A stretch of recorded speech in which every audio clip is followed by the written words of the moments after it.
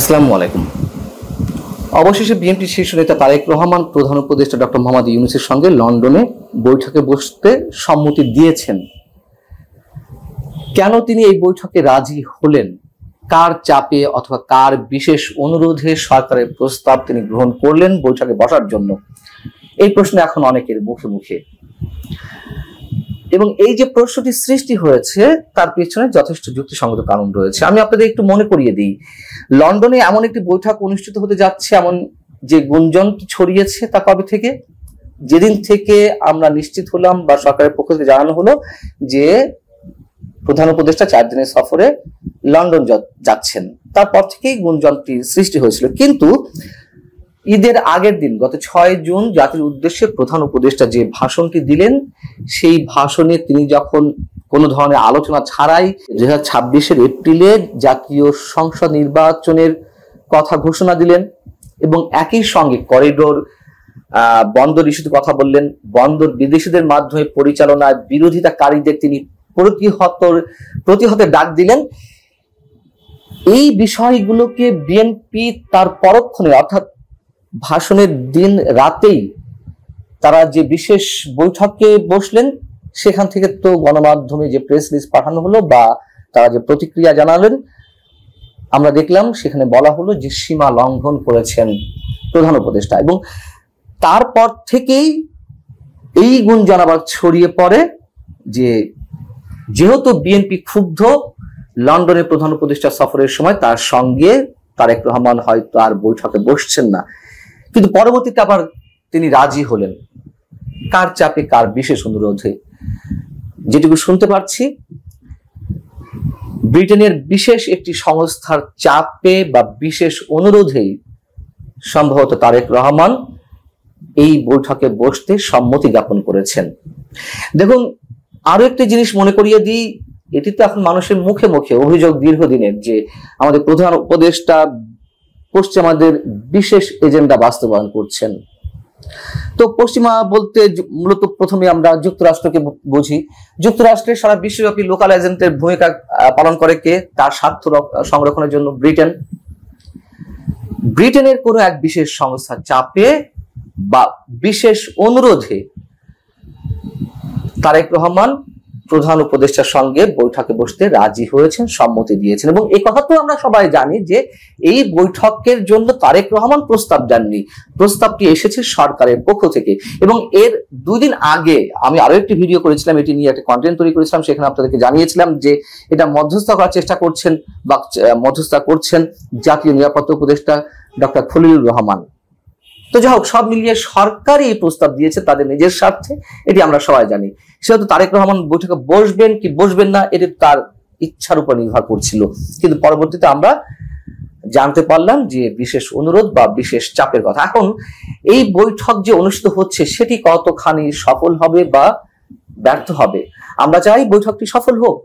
আমি আজই সকালের দিকে যে কন্টেন্টটি করেছিলাম, আপনাদের সামনে কথা বলেছি, আপনাদেরকে জানিয়েছিলাম, আমি যেটা মনে করি যে এই বৈঠকের মধ্যে বিশেষ যে উদ্দেশ্য সরকারের, সেটি হচ্ছে আগামী জুলাই মাসে যে জুলাই সনদ সাবেক ছাত্র সমন্বয়ক দেবে জাতীয় নাগরিক কমিটির ইচ্ছা অনুযায়ী বা দাবি অনুযায়ী যেটি ঘোষিত হতে যাচ্ছে বা ঘোষণা করতে চায়, তাতে সম্মতি আদায় করাই হচ্ছে ডক্টর মোহাম্মদ ইউনূসের প্রধান লক্ষ্য, প্রধান উদ্দেশ্য।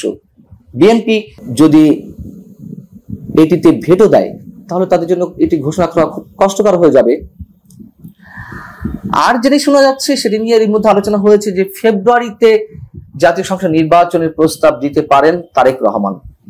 তো তারেক রহমান এই প্রস্তাব দিলেই কি ডক্টর মোহাম্মদ ইউনূস মেনে নেবেন?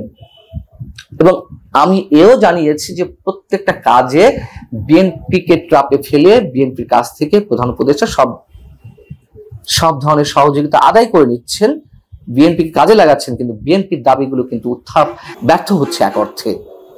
মানে ব্যর্থ না হলেও আমি বলবো যে সরকার ভ্রুক্ষেপ করছে না, দফায় দফায় বৃদ্ধাঙ্গুলি প্রদর্শন করছে।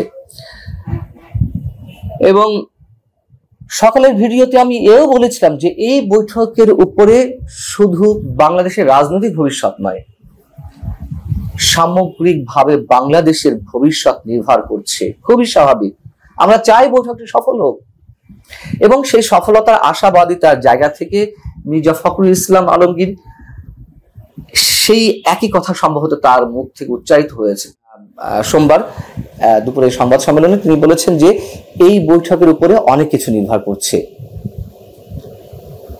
তিনি বলেছেন যে এখান থেকে নতুন একটা ডাইমেনশন বের হতে পারে, এটি একটি টার্নিং পয়েন্ট হতে পারে, এবং তিনি এও বলেছেন যে বাংলাদেশের রাজনৈতিক যে সংকটগুলো রয়েছে সেগুলোই এই বৈঠক ইতিবাচক ভূমিকা রাখতে পারে অবশ্যই, সে কথা আমরাও বলেছি। কিন্তু যেটি বলছিলাম,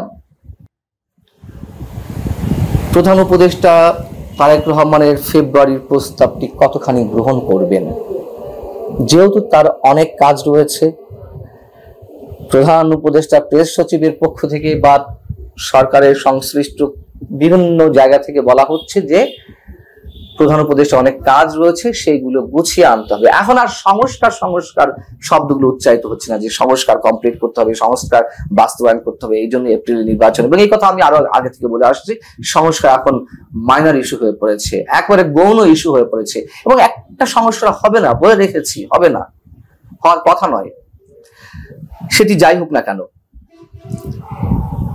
জুলাই সনদে যা আসতে যাচ্ছে, জুলাই ঘোষণা যেটি হতে যাচ্ছে, যেখানে 24কে 71-এর উপরে স্থান দেওয়া হতে পারে, বা এমন একটি চিন্তা ভাবনা থেকেই তো এই চার্টার তৈরি করা হতে যাচ্ছে, এবং যা ঘোষিত হলে অনেক কিছু উল্টাপাল্টা হয়ে যেতে পারে, বিপ্লবী সরকার গঠন হতে পারে, তার মাধ্যমে ছাত্র মানে যে ছাত্র সমন্বয়ক বা জাতীয় নাগরিক পার্টির ইচ্ছা অনুযায়ী, ডক্টর মোহাম্মদ ইউনূসের ইচ্ছা অনুযায়ী অনেক কিছু হতে পারে। সেইগুলো বাংলাদেশ রাষ্ট্রের সঙ্গে যেই অঙ্গগুলো জড়িত রয়েছে, যে কম্পোনেন্ট গুলো রয়েছে, যে রাজনৈতিক দলগুলো রয়েছে মুক্তিযুদ্ধ ভিত্তিক আদর্শের উপরে গড়ে উঠেছে, তারা কি মেনে নিবে? অনেক জটিল বিষয়। এবং নিঃসন্দেহে এই বৈঠক তারেক রহমানের জন্য একটি অগ্নি পরীক্ষার। তিনি কি সিদ্ধান্ত নেবেন, কোন সিদ্ধান্ত তিনি গ্রহণ করবেন, কোন শর্তকে তিনি গ্রহণ করবেন অথবা বর্জন করবেন, অতএব সেসব কিছুর উপরে নির্ভর করছে আগামী 13ই জুন শুক্রবারে যে বৈঠকটি অনুষ্ঠিত হতে যাচ্ছে ডক্টর মোহাম্মদ ইউনূস এবং তার মধ্যে। দেখা যাক, আমরা অপেক্ষায় রইলাম। ভালো থাকুন সবাই, আল্লাহ হাফিজ।